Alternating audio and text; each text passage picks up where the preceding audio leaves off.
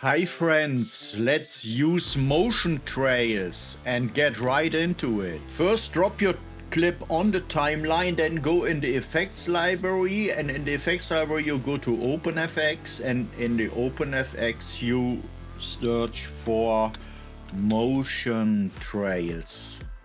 You drop that on the clip, close the effects library, go to the inspector, and here you go.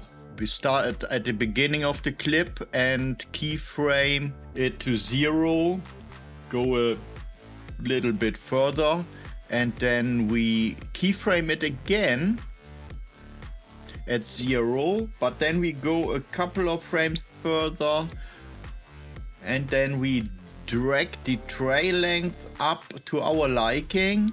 It's keyframed automatically. Then we go another couple of frames further, and here we go and drag it all the way down again. It's also automatically keyframed, and then we have a look at our result.